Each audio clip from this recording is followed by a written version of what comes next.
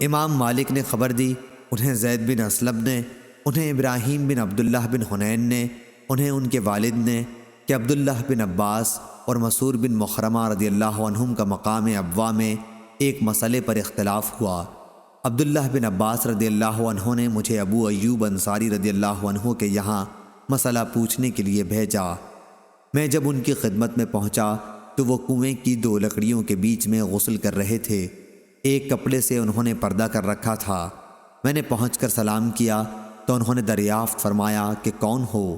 میں نے عرض کی کہ میں عبداللہ بن حنین ہوں۔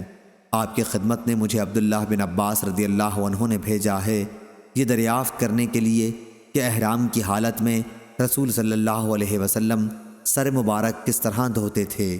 یہ کہہ کر انہوں نے کپڑے پر جس سے پردہ تھا ہاتھ رکھ کر اسے نیچے کیا۔ اب آپ کا سر دکھائی دے رہا تھا۔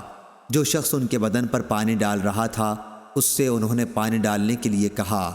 اس نے ان کے سر پر پانی ڈالا، پھر انہوں نے اپنے سر کو دونوں ہاتھوں سے ہلایا اور دونوں ہاتھ آگے لے گئے اور پھر پیچھے لائے۔